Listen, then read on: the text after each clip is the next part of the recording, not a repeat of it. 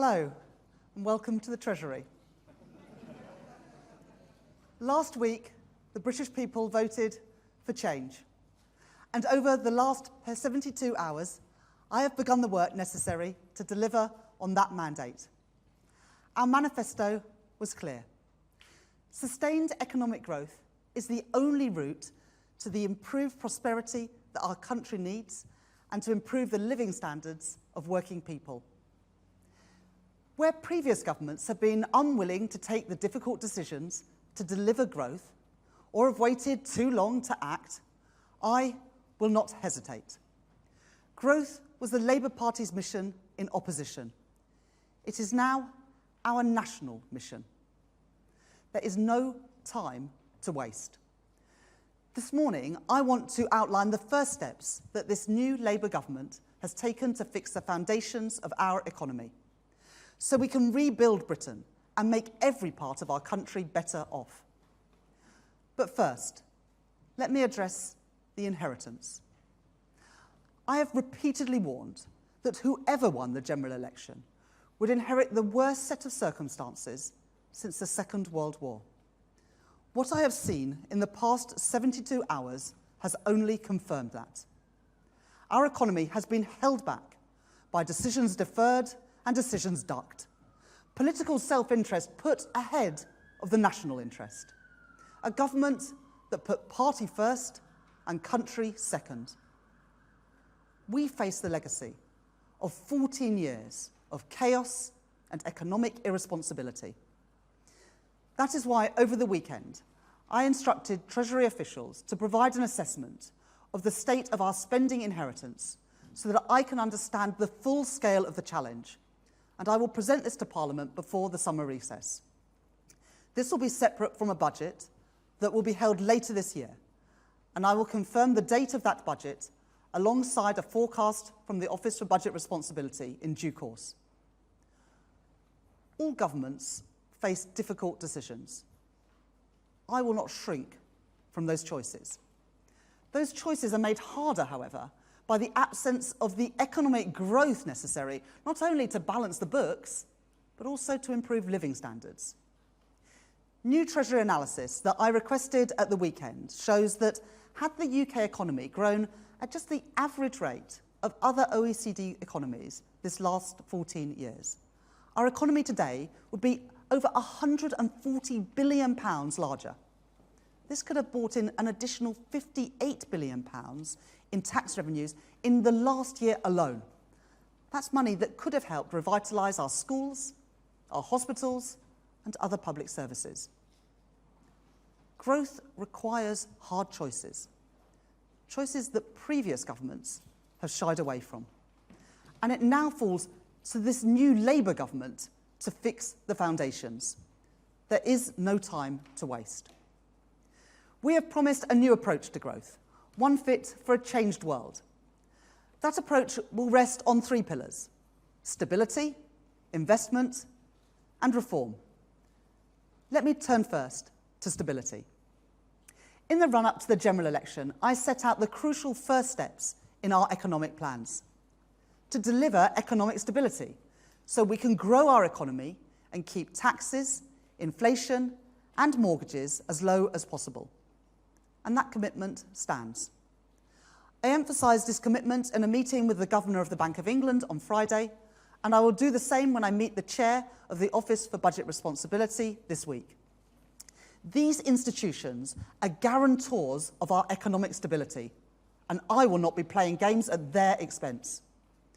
Over the weekend, I made clear to Treasury officials that the manifesto commitments that we were elected on will be kept to and they will be delivered on. That includes robust fiscal rules. And it includes our commitments to no increases in national insurance and the basic higher or additional rates of income tax or VAT.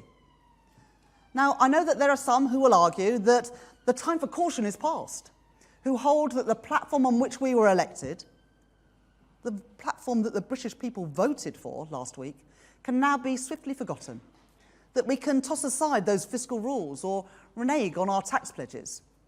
that a large majority in Parliament means we have the licence to row back on the principles of sound money and economic responsibility.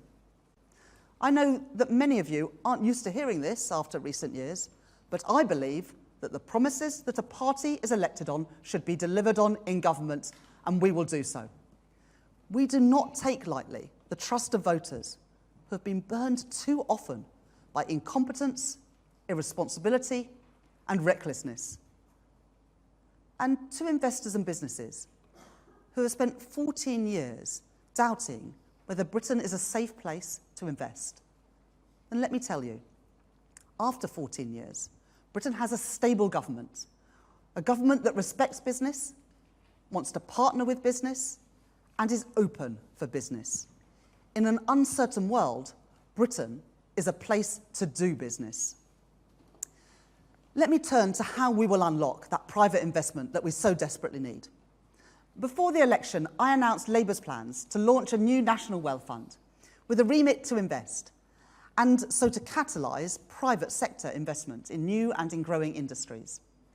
And in March, the former Governor of the Bank of England, Mark Carney, agreed to lead a task force on the establishment of a new national wealth fund. I can tell you today that I have received the report from that task force, and I will be announcing the next steps in short order. Alongside investment must come reform. Because the question is not whether we want growth, but how strong is our resolve? How prepared are we to make the hard choices and face down the vested interests? How willing even to risk short-term political pain to fix Britain's foundations? The story of the last 14 years has been a refusal to confront the tough and the responsible decisions that are demanded. This government will be different. And there is no time to waste. Nowhere is decisive reform needed more urgently than in the case of our planning system. Planning reform has become a byword for political timidity in the face of vested interests and a graveyard of economic ambition. Our antiquated planning system leaves too many important projects tied up for years and years in red tape before shovels even get in the ground. We promised to put planning reform at the centre of our political argument, and we did. We said we would grasp the nettle of planning reform, and we are doing so. Today, I can tell you that that work is underway. Over the weekend, I met with the Prime Minister and the Deputy Prime Minister to agree the urgent action needed to fix our planning system. Today, alongside the Deputy Prime Minister, I am taking immediate action to deliver this Labour government's mission to kickstart economic growth and to take the urgent steps necessary to build the infrastructure that we need, including 1.5 million homes in the next 5 years. The system needs a new signal. This is that signal. First, we will reform the National Planning Policy Framework, consulting on a new growth-focused approach to the planning system before the end of the month, including restoring mandatory housing targets. And as of today, we are ending the absurd ban on new onshore wind in England. We will also go further and consult on bringing onshore wind back into the nationally significant infrastructure projects regime, meaning decisions on large developments will be taken nationally, not locally. Second, we will give priority to energy projects in the system to ensure that they make swift progress. And we will build on the spatial plan for energy by expanding this to other infrastructure sectors. Third, we will create a new task force to accelerate stalled housing sites in our country, beginning with Liverpool Central Docks, Worcester Parkway, North Stowe and Langley Sutton Coalfield, representing more than 14,000 homes. Fourth, we will also support local authorities with 300 additional planning officers across the country. Fifth, if we are to put growth at the centre of our planning system, that means changes not only to the system itself, but to the way that ministers use our powers for direct intervention. The Deputy Prime Minister has said that when she intervenes in the economic planning system, the benefit of development will be a central consideration, that she will not hesitate to review an application where the potential gain for the regional and national economies warrant it. And I welcome her decision to recover 2 planning appeals already for data centres in Buckinghamshire and in Hertfordshire. To facilitate this new approach, the Deputy Prime Minister will also write to local mayors and to the Office for Investment to ensure that any investment opportunity with important planning considerations that comes across their desks is brought to her attention and also to mine. The Deputy Prime Minister will also write to local planning authorities alongside the National Planning Policy Framework consultation, making clear what will now be expected of them, including universal coverage of local plans and reviews of greenbelt boundaries. These will prioritise brownfield and grey belt land for development to meet housing targets where needed. And our golden rules will make sure that the development this frees up will allow us to deliver the thousands of affordable homes too, including more for social rent. 6th, as well as unlocking new housing, we will also reform the planning system to deliver the infrastructure that our country needs. Together, in these early days of this new Labour government, we will ask the Secretary of State for Transport and the Secretary of State for Energy Security and Net Zero to prioritise decisions on infrastructure projects that have been sitting unresolved for far too long. And finally, we will set out new policy intentions for critical infrastructure in the coming months, ahead of updating relevant national policy statements within the year. I know that there will be opposition to this. I'm not naive to that. And we must acknowledge that trade-offs always exist. Any development may have environmental consequences, place pressure on services, and rouse voices of local opposition. But we will not succumb to a status quo which responds to the existence of trade-offs by always saying no and relegates the national interest below other priorities. This Labour government has been elected on a mandate to get things done, to get Britain building again. We will make those tough decisions to realise that mandate. With these steps, we have done more to unblock the planning system in the past 72 hours than the last government did in 14 years. Be in no doubt, we are going to get Britain building again. We are going to get Britain's economy growing again, and there is no time to waste. We will end the prevarication and make the necessary choices to fix the foundations. We will introduce a modern industrial strategy to create good work and drive investment in all of our communities. We will reform our skills system for a changing world of work. We will tackle economic inactivity and get people back to work. We will take on the hard work of reforming our public services to make them fit for the future. We will work closely with our national, regional and local leaders to power growth in every part of Britain. And we will turn our attention to the pension system to drive investment in homegrown British business and to deliver greater returns to pension savers. I know that voters' trust cannot be repaid through slogans or through gimmicks, only through action, only through delivery. The Treasury I lead is proceeding on that basis. I was appointed to this post less than 72 hours ago. Upon my arrival, I told Treasury staff that the work starts straight away. That work has begun. I have commissioned and received economic analysis from Treasury officials on the lost growth of the last 14 years, which I have set out today. I have instructed Treasury officials to prepare an assessment of the state of our spending inheritance to be presented to Parliament before the summer recess. I have started work with the Prime Minister to make the necessary preparations for the establishment of a growth mission board, and that board will meet before the end of this month, focused squarely on reviving our country's economic growth and prosperity. I have established a new growth delivery unit here at the heart of the Treasury. I have received the recommendations of the National Wealth Fund Task Force and will shortly be announcing the next steps. And in these first 72 hours, we have done more to reform the planning system than previous governments have done in 14 years. there is much more to do. More tough decisions to be taken. You have put your trust in us, and we will repay that trust. The work towards a decade of national renewal has begun. There is no time to waste, and we are just getting started. Thank you very much.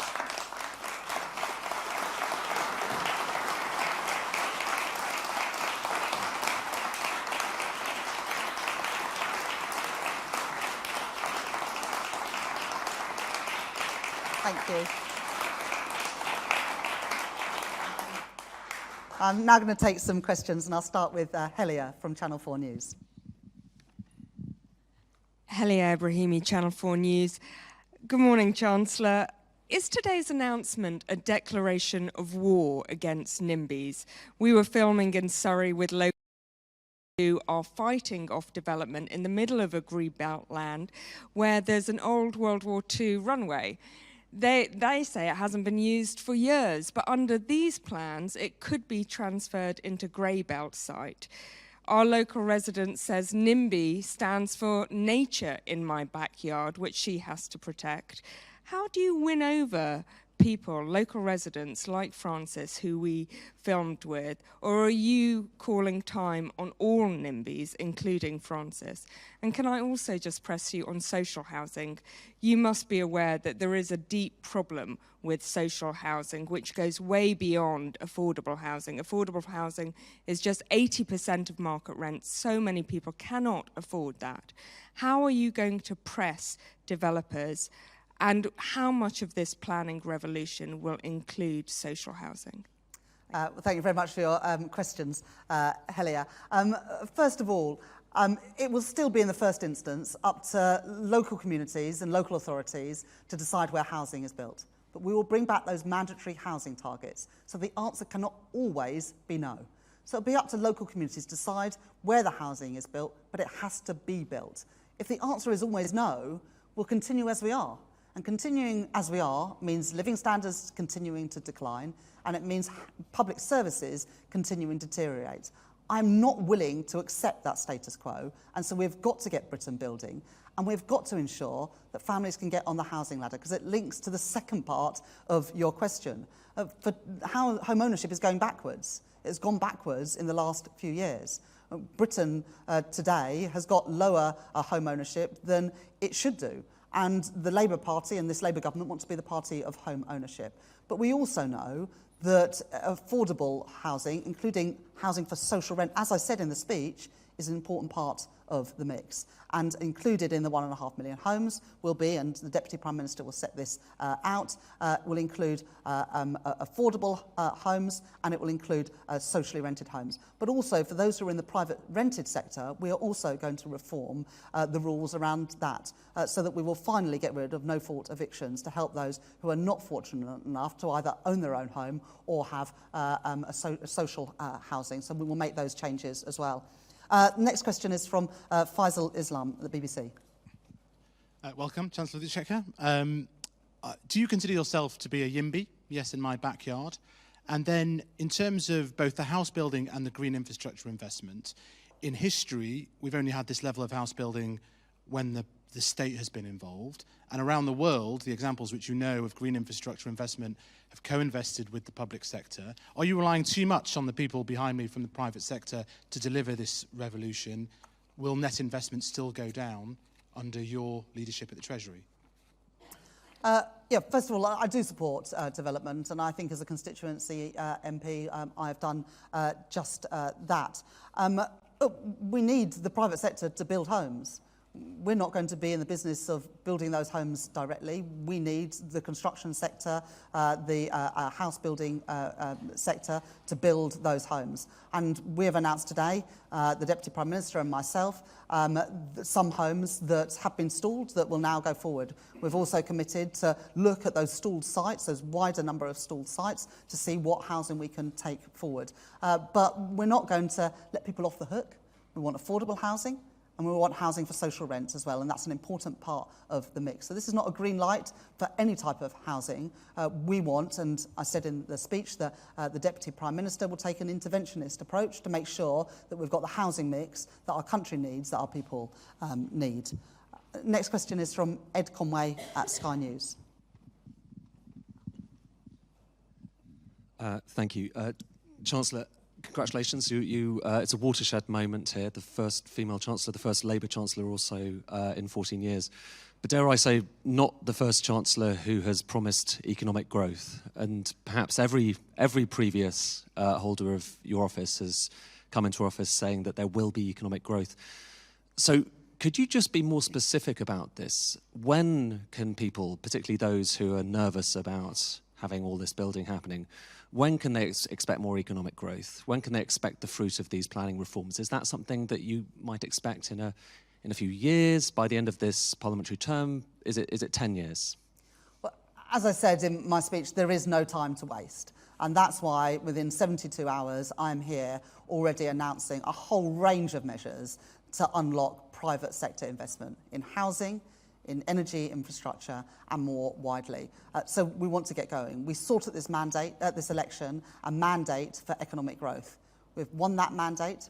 People have voted loud and clear for change, and they voted loud and clear to get Britain building again and for plans to grow our economy. We're now getting on with the delivery. I've spoken today about planning. I've also said that I've received the report from the National Wealth Fund Task Force, and I'll be responding to that in due course. And I've also set out on pensions, on back to work, on skills, some of the other areas where we will be setting out more detailed plans for how we can get Britain growing again. I will produce a budget later in the year, and alongside that will come a forecast for the Office for Budget Responsibility. I know we can't turn things around overnight. We face a dire inheritance, but this is our down payment. These are the first steps that we will take to bring that growth back to the economy, and I'm determined to work, as are all of my colleagues, to do that, to unlock the private sector investment we need to grow our economy. And I'd just say, you know, it's all fine to say that you want growth. Everyone wants growth, but you've got to will the means and not just the ends. You've got to take some of the difficult decisions. Those difficult decisions have been ducked and dived and deferred for the last 14 years. I think you can see today that I mean business. We're getting on with the work that's needed to unlock that growth. Next question from Joel Hills from ITV. Thank you, Chancellor. 1.5 million new homes a year. In the Parliament, 300,000 new homes a year. We haven't built new homes on that scale since the 1950s. When will your government deliver on 300,000 new homes a year, please? And most economists will tell you it's not just building homes isn't enough. They've got to be in the right place, right? They've got to be where the jobs are or where affordability is most stretched. Can you guarantee that you will tweak the targets, the mandatory targets that you plan to reintroduce, which weren't necessarily a solution in the past, but when you introduce them, they will be tweaked to reflect that the homes need to go in the right place? Well, I announced today the unlocking of house building, 14,000 new homes in a variety of places, in Worcester, in Sutton Coldfield, and in Liverpool, for example. So, you know, you can see that this is not just growth and homes in one part of the country, that is geographically spread. We've committed to 1.5 million homes by the end of the Parliament. As I said, we're not in the business of reneging on our manifesto commitments. We've received that strong mandate. We're going to deliver on that mandate. Of course, we have to ramp up those homes over time. Can't build homes overnight, but that's why we've set out today the initial steps we're going to take to unlock that private sector investment to build those homes. I don't think anyone can be in any doubt about the seriousness of our intent when it comes to either house building or other infrastructure investment. Subing Chang from The Telegraph. Hi, good morning, Chancellor. In your own words, this speech was about getting Britain building again. But one of the problems with our existing stock is that older homeowners are not downsizing, or not enough of them are downsizing. How are you going to encourage them to move? And since you enjoy talking about planning so much, are you planning for an autumn statement that is closer to September or November? Well, look, we're going to build homes so that if people want to downsize, they can choose to live in a different home. At the moment, the big problem is there's not enough supply of housing. And so there's not enough choice for people, whether those are people trying to get on the housing ladder, or as you rightly say, older people who want to downsize, perhaps to a bungalow, perhaps to live nearer to their children and grandchildren. We're going to build the homes to give people that choice again, whatever stage of life they are at. I'm going to do things properly when it comes to a budget. I will ask the Office of Budget Responsibility to produce the forecast. We'll go through the proper process and the time it takes to do that, and I will produce that budget in the autumn, but we will set out the date for that budget before summer recess. Next question from Sam Fleming from the Financial Times. Thanks. Thanks very much indeed. Two questions. First of all, on the OBR and the growth forecast. A lot of analysts would say the OBR is already quite a lot more optimistic on growth and productivity than other consensus forecasters in the IMF. Do you see a risk that actually the initial forecast under the OBR will see a downgrade to growth because not enough of the growth measures have come through yet and been planned in? Second of all was on public finances. Obviously, one of the drags on the public finances at the moment is the impact of quantitative tightening. I know you've ruled out the idea of moving to tiered reserves, but can you see any other changes to the way the costs of quantitative tightening are accounted for between the Treasury and the Bank of England, which could mitigate the uplift on the national debt? Thank you.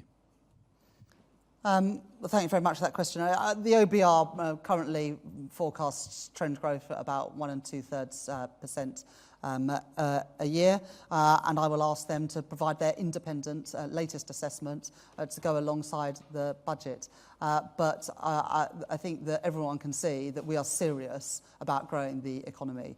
The planning reforms that I've announced today will take place and will happen shortly. I've already announced today the end of that moratorium on onshore wind. I've already announced today that the Deputy Prime Minister has called in decisions on 2 data centres, on a number of housing developments. So we're getting started. And of course, we want to boost that growth rate. In our manifesto, our #1 mission is to have the highest sustained growth in the G7 with good jobs and productivity in all parts of the country. There's no time to waste if we're going to achieve that, which is why I've spent the last 72 hours in this building with officials in my department, but also in other government departments, working through the plans and what we can do to unlock the private sector investment that is absolutely essential for a growing economy.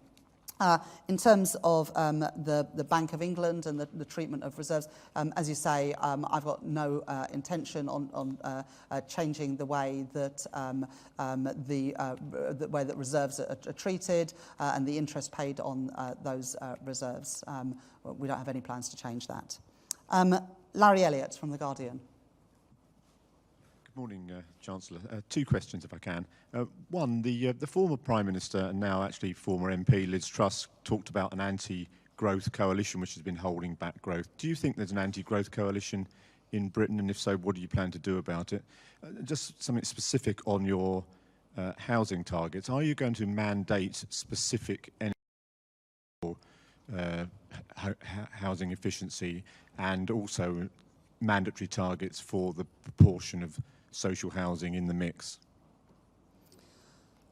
Well, the anti-growth coalition of the Conservative Party and the British people kicked them out of office last week, Larry.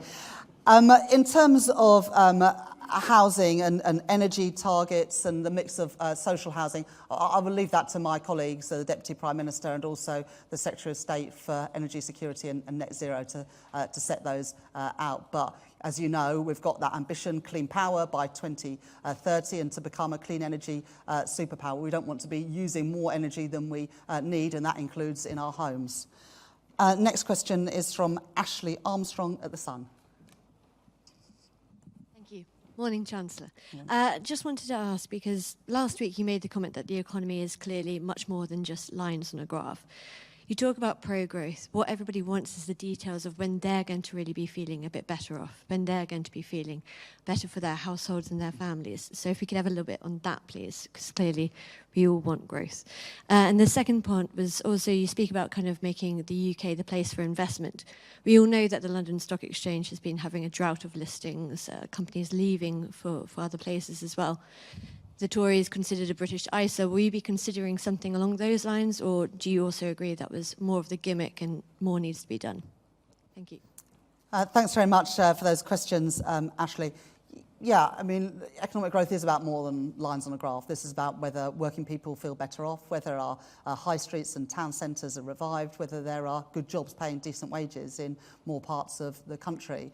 Success for me will be whether working class kids from ordinary backgrounds have more opportunities than they do today. And I think those opportunities have gone backwards in the last few years. The opportunity to own your own home has gone backwards because we're not building enough homes. The opportunity to get on at school has gone backwards because the number of unqualified teachers in our classrooms, which Bridget Phillips and the New Education Secretary has already set out how we're going to go about recruiting those 6,500 additional teachers.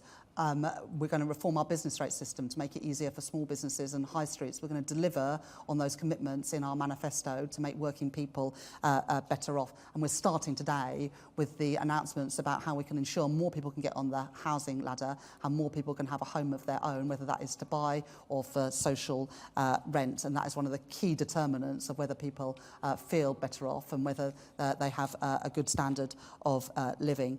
I want Britain to be a great place to do investment. I know that many businesses have looked at Britain these last few years and have doubted whether we are a safe haven for investment. I want that to change, and with me as Chancellor, I believe it will.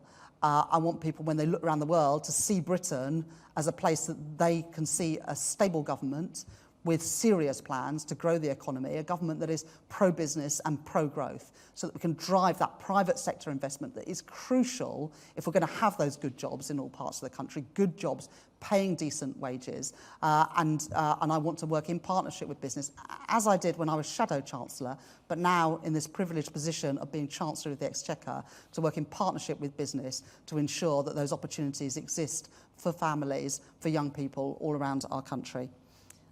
Final question from Jack Barnett from The Times. Morning, Chancellor, and congratulations. We've obviously spoken quite a lot about growth today, less so about the constraints on the public finances. And the government's going to be receiving the public sector pay recommendations quite soon. I was just wondering whether or not the government is going to be able to match those in full, given the fact that the public finances at the moment are fairly strained. You're right, Jack, that I've used this first opportunity to give a speech to talk about economic growth. That's because it's the number one mission of this incoming Labour government, to grow our economy and bring good jobs and productivity growth to all parts of the country. And I wanted to start, like I mean to go on, as a pro-growth Chancellor with serious plans to unlock that business investment that is needed to realise our ambitions.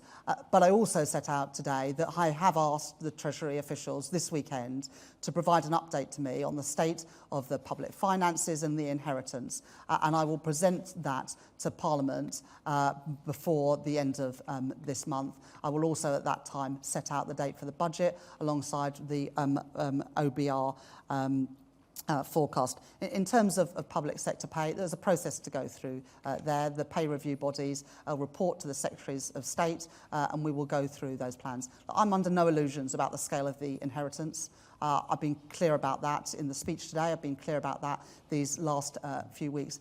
Difficult decisions for this incoming Labour government because of the mess left by our predecessors. But we will begin to turn things around, and central to turning things around is growing the economy, because as the Treasury analysis that was presented to me this weekend shows, if the economy had grown at the average rate of OECD economies these last 14 years, our economy today would be £140 billion bigger, with £58 billion more for public services. So that's why growth is so crucial, not just for driving up living standards, but also for having the money for public services. You're very keen. Would you like to ask a question? Thank you very much, Chancellor. I've got two questions. Firstly, obviously you're a Leeds MP. You just got elected on a massive mandate for change. Will the people of Yorkshire get HS2 or not? And secondly, a question on leasehold. I must declare an interest as a leaseholder, but a question on leasehold.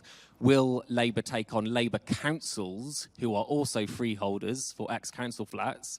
And will they imply the same new rules to leaseholders as you're promising for private freeholders? First of all, on HS2, I was really clear in opposition that we're not going to make any promises without saying where the money's going to come from.